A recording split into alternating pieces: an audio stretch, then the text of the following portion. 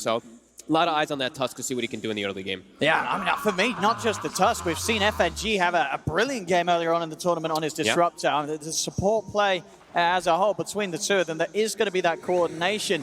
Other things you have to bear in mind, as the panel touched upon at the start, when the lone drill was picked, Shashlo's had a game where he fed his bear 2 times in the first 4 minutes to an anti-mage, and he won. So, you got to watch out for this, man. Hey, it's named plus 300 for a reason, Owen.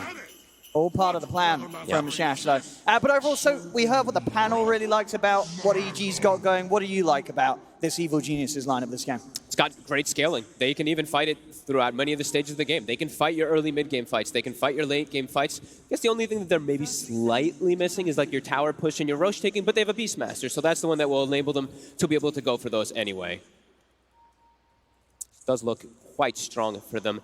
I'm really liking Disruptor, though. You mentioned FNG playing it. This might be one of my favorite 5 positions now currently. Even as a 4, just seems to run just so effectively. Even in the past, like Thunderstrike was such a good trading tool. Now it's just even better because it does apply a movement and attack speed 100% slow. It's only 0.1 second, but it's on every single interval. Oh, for sure. And it makes it nice. In a game like Dota 2.1 seconds, it can feel and be incredibly long relative to the action that's going on. So we will see what can happen in that sense. Lane-wise, we seeing any sort of surprises? Yeah, I guess that's the big one. EG, they're going to run it, at least for now, taking the 3 of them down bottom. We'll see if an extra support does move over to top, but probably not. As long as Ramses is having a good time alone on the Beastmaster, they'll let him be and soak up that solo XP and farm. Yep, I mentioned XX Vampire rotating a lot, and also Crit's also had phenomenal games where he's been able to rotate a lot, in particular on the Tiny, and already he shows he has the boots. He did walk through vision, so they will be able to at least know that he was there, but either way, GPK is going to get tossed back.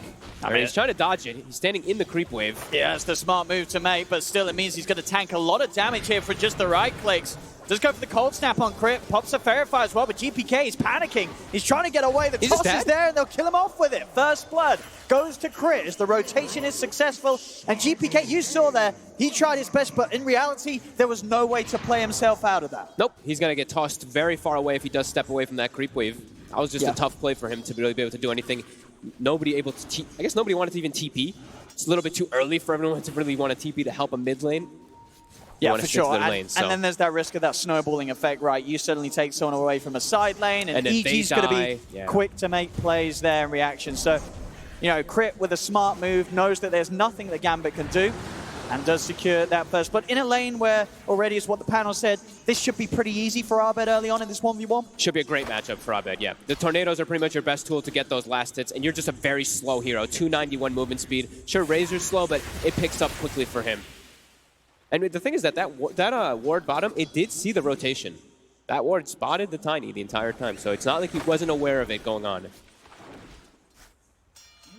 Now Crit continues to be very mobile, as expected. He's now actually going to help hovering around the top lane. Potentially make some pulls happen, get the lane in good shape for Ramses to really soak up the farm. Yep, get himself some levels as well, because that's the one thing you do suffer sometimes when you are making all these constant moves around is just finding those levels. As Excess Vampire will actually mess with the pull, won't allow Crit to get it off. So we'll prevent the lane from being moved back. He will get tossed. He's going to eat quite a lot of harassment from the boar. See, slow, causing issues for Vampire. He's going to try his best to juke around the trees. Ramses will lose his courier, so the boots are out. But they die to the creep. They die to the neutrals. Oh. The neutral creep does to help you. I've seen this happen. Sometimes the creeps, they really like the couriers. Gambit. I guess it just took it from them. Yeah, they've got someone working on the inside, apparently. And it looks like we do have a little bit of lag. It looks like it is the same for the players, so the game, I would imagine, will be paused. Hopefully, those watching at home can still hear us, as it seems like we may have lost connection all around. Yeah, it looks like they're frozen as well as us. So. Yeah. I'm sure it's just a minor, brief break, so apologies for this. What did we see on that courier, by the way? Was it just clarity? Well, whilst we got this pause, let's... Oh, they got the pause off, though. Ramses did pause the game. So okay. No one is going to be so like caught out. No one's dying or anything, back in. Nothing crazy happened. We're all back in. Nothing was altered. I say nothing crazy happened, but if you look at Shashlo's bear, this was a mispurchase, right? What about it? Oh, whoa. That's pretty painful, right? That's 200 gold down the drain. 150, actually. Oh, 150, sorry. 100. But still, that must have been a mistake from Shashlo. He was getting that out when he sent the bear back, even though he already had a Quelling Blade on the bear. So unless it's some sort of next level strategy or some weird interaction, that's a bit of wasted money from Shashlo. I didn't even notice it when you said it. I had to look twice. Well, I mean, there's two of them. Yeah? Yeah. We'll see. And as I said, Shashlo's, he's had some crazy starts on the Lone True before where things haven't gone to plan and then the game has ended out beautiful for him. Mid lane, Crit is smoked, trying to find an opportunity to get a toss. But he's got the boots and the win lane, so he's very speedy. GPK, you see what he did this game, though. As the Invoker, something not really traditional, rush the boots. You got to do it. You need to just have movement speed to try to get away from that Razor as Crit's coming in. He doesn't have mana for Ghost Walk. GPK's moved in pretty deep. He doesn't get hit by any of the procs of the Avalanche, but it really doesn't matter. Arbet just soaking up so much damage, he's dead again. A second death in the mid lane for the Invoker. Just as he uses the Tornado, too, so 30 mana short of actually having Ghost Walk. Very nicely done by Crit, as also Fly finds himself a Courier Snipe. We'll be able to TP out. Nothing that FNG does have to hold him back with a pointed Thunderstrike and Kinetic Field. Shashlo, we've seen up top making the best of the mistake. At least he's got the Quelling Blade on the ranged hero. Yeah. Getting that +5, on the creeps. It's something. And overall, they're still doing well in their lanes, right? You see Lone Druid is farming super well versus Beastmaster, to be expected, especially with the help from XS Vampire. Slark's still farming great down bottom. It's just that Invoker who's really starting to get punished. 17 denies on Abed. No mercy. And immediately, look at Crit. He's just like, he just keeps wanting him. GPK, he even has the sentry down, so he sees it, but it's just all too late. There's nothing that GPK can do to get away from this one. It's another kill in the mid lane for EG, as they continue to destroy the game of the Invoker, and this was something that the panel during the draft, they were very worried about. They said this Invoker's going to have a tough time. I don't think they thought it was going to be this bad, but this is rough. EG are bullying GPK persistently. EG, Crit's bullying him. 1-0-3 already, part of all those 4 kills. Not allowing him to have a good start. And I thought it was going to be XS Vampire who was going to be doing this because of that bad matchup. Yeah. And now Abed, he's already level 6. He's going to be able to increase his farm by that big amount as he's taking away the neutrals as well from the enemy side. Now XS Vampire is starting to make his way over here, but damage has kind of been done. Level 4 Invoker, level 6 and change on Razor. I mean, an Invoker, not really the easiest of heroes to pick the pace back up when you have a slow start, especially, of course, when you do go for this Quas Wex build as you would expect to do so nowadays. It's going to be hard for GPK to get himself really back in the game unless we start to see some big plays from his supports that he's able to get involved in. Well, FNG, he actually didn't catch the ward. He put the kinetic field on the upper side looking for it. He spent all 3 sentries here, actually. They will be able to find that ward. If he does throw a kinetic field on the high ground, he will be able to see it eventually, but let's see if he does. Because he might seem something's up. As they made a rotation and it wasn't a catch, so yeah, you have to expect he knows he's got to be there. They saw the Wyvern warding as top. Shashlo. He's trying for the TP out. It's not going to work. Crit's got the right-click damage as Crit. He just seems to be everywhere they need him. The mid lane, the top lane, he's making it beautiful for his cause. Yeah, he's playing this perfectly for his team. And now Ramses is already 6 up top, so they could look to do more aggressive plays up here. And it's also a great rotation as it is a catapult wave. So they get to put this extra pressure with that Inner Beast. A slow start for Gambit. 5-0, that 1K lead for EG. Crit is going to find the toss back, getting FNG right into the clutches of Ramses, and with the double pause out, FNG doesn't stand a chance at all again. It really just has all been the Crit show so far.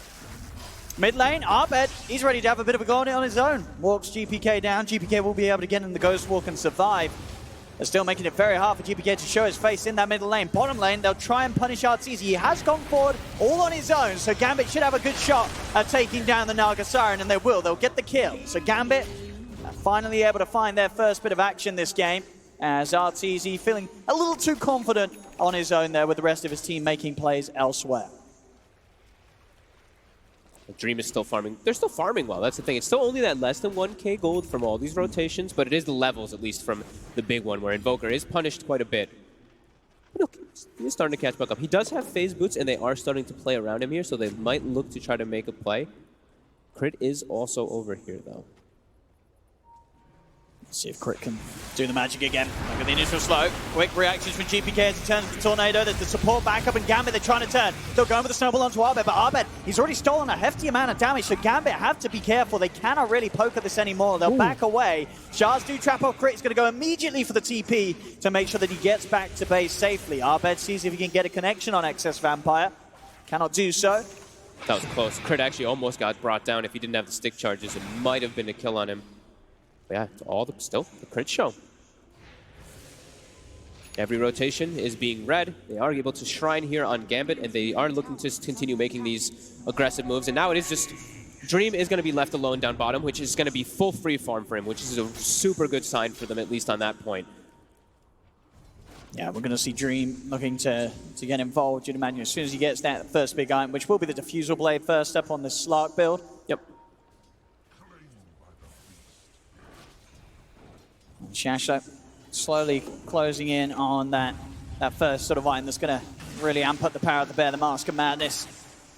So many sentries placed down by FNG early on in this game. Even able to get some little snipes on the Hawks there. Pretty important for himself to keep himself leveled. This top. Looks like they want to try to get aggressive on Ramses, but Kinetic off the mark. And Dream is just free farming, but Arteezy's now moved to the jungle. He also has himself a broom handle, so he should be able to jungle pretty freely. It's going to be a bit of a farm game here for a little bit. And what's sort of the supports that the Gambit have? Do you think we'll see them be able to sort of invade Arteezy's area of the map very successfully once he does fall back to the jungle? Can they slow down the Naga Siren in that sense? Well, the thing is that they also have an Invoker who's Quasquack, so I think with that, they should be able to, but they need to make sure that they keep these levels up. They're going to try and start a fight. In fact, no, Ramses, he just opens up, turns with a roar, and suddenly this move from Gambit's put to a stop. They've got backup, though. GPK comes in with a Tornado setup. They're looking for the trade kill on Ramses. They'll get it. Snowball save comes in for now, but Vampire will still fall as it's a double kill for Artur. Gambit having to back off with the two cores, Dream and GPK not wanting to fight with their supports down. They get Ramses, but it's more money into the bank account of Arteezy as he's the one to pick up the double. Very big rotations. You see, though, they do that around that 10-minute outpost, just emphasizing, trying to put pressure. They will be able to do trade at least, 1 for 1. Still close, though, as we do see him in Shashlo is getting so much space up top. He's level 8. He's got his Mask of Madness. He's still farming very well. And same with the Slark. So you are a little bit behind on your Invoker, but it kind of matches that because the Beastmaster is behind, so... Don't think you're not feeling too bad right now if you're a Gambit. You're still like, you know, our game plan hasn't really been changed too much. They do want to get their levels on their supports, though, like we were mentioning, before they try to do these type of invasive plays. As FNG will start to take mid, and will hit 6. Now EG skipping the wave down bottom with the Naga Siren illusions are able to take the tier 1 tower down. A lot of items being held on by Arbed, still holding on to that second charge of Royal Jelly. We'll see who he does decide deserves to dine on that. Let's give it Arteezy. Very nice mana regen for the Naga Siren for sure, for him to be able to jungle just that much faster pace, because you don't really have, you have nothing for yourself. But he actually hasn't given it up yet. He's hanging on to it, like you said. He's dropped it on the ground. Oh, he dropped the Arcane Ring, actually, for the time being. Still hasn't passed it away, so we'll see where he chooses to. It does feel like it's best for Arteezy, though. Gambit trying to farm, at least in particular, that first item before they want to look to get too active on Dream. And they're probably not feeling too bad about this game, even if it does get to a farming aspect, right? No. Because sure, Invoker's gotten shut down, but Invoker's not the carry in this game. I don't think they drafted him to be that type of super scaling hero either. They have a Slark, they have a Lone Druid. That's why they go for these type of drafts on them. This Lone Druid, Shashlo, he goes for these straight carry items. He goes for Mask of Madness, his Maelstrom, these hard-hitting items. Yeah, and he's hitting the time. He's keeping on pace with the farm of Arteezy's Naga Siren. Yeah. Dream doing his best to avoid any attempt from EG to find the Slark down bottom. Yeah, you can see that both teams are pretty content with what's going on. Like, sure, Crit, he's the one who's being very active, trying to still look for plays, but look at Abed. He's farming jungle. Arteezy, same thing. Slark and Invoker, very similar. They want to try and make the potential pounce up. So obviously FNG... He's just waiting. He's been actually in that same spot for over 35 seconds now. He's just waiting for somebody to step up because they have Lone Druid. So if they get a catch here, it's a very quick tower that could get dropped. think Fly, he is playing very defensively, holding himself right behind the tower. Does reveal with the Splinter Blast, but hiding as deep as he is makes it very hard for Gambit to truly get behind the tower and look for a free kill. Yeah, it looks like now they want to start to amp up the pace a little bit here, as they do get level 6 as well on the Tusk. Maybe wanted to at least get a tier 1 tower. They do have a lone druid, so they do push at that really fast rate. Yeah, Fly just trying to do his best to alleviate the pressure on the tower. Yep, the beauty of Wyvern.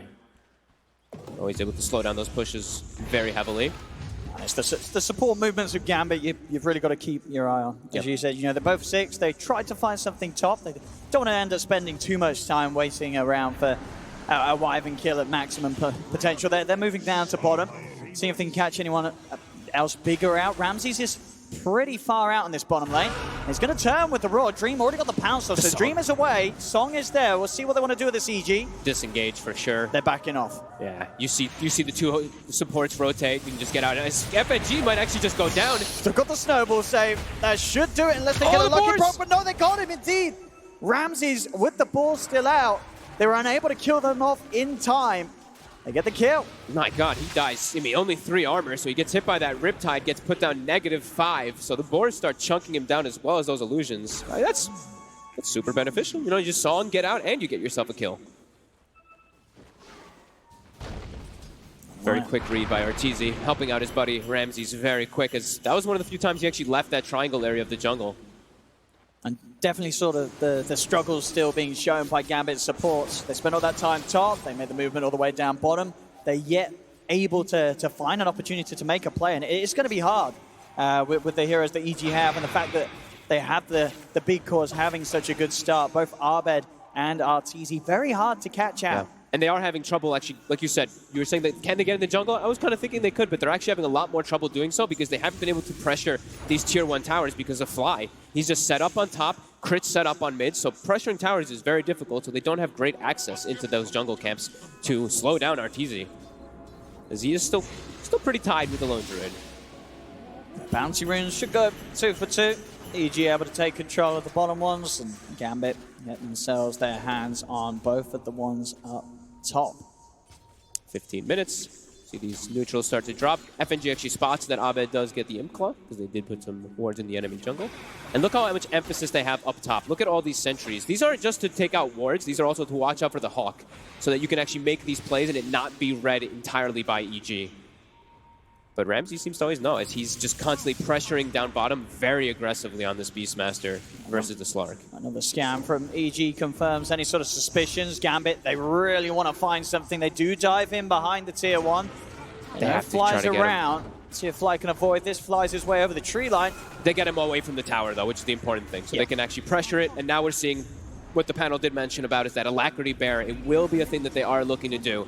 There are ways that they can deal with it, though, as I think Blank talked about. The Ewell's on that Razor, as he did build. He can dispel that Alacrity in the later stages if he chooses to do so.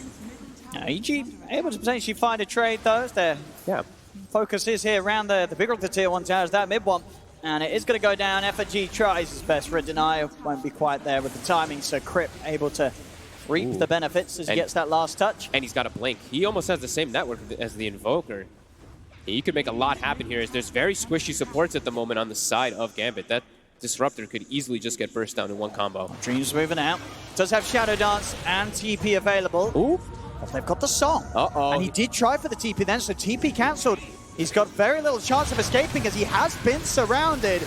The Song catch from Arteezy, enough to buy time for EG to come in, get that quick and easy kill on Dream slot. And they tip Vampire. Oh, Vampire wasn't even there, but Ramsey just tips him anyway, because that's maybe he's expecting the Tusk to be there to help out.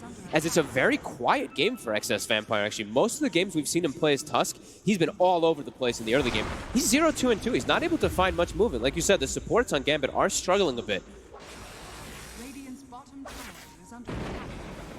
Looking to try to get some invasion here. GPK, he's about to have his Spirit Vessel finished up. Doesn't have any charges just yet, though. He wants to get a kill to be able to just at least be able to play more aggressively. But EG is getting away with a lot of farm here, which you have to be a bit concerned about if you're Gambit.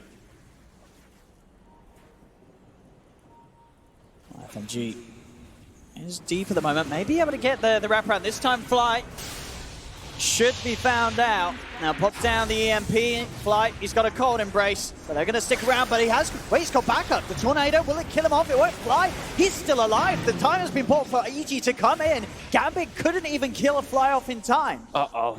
They're not even able to get themselves that urn charge, that spirit vessel charge they really wanted there.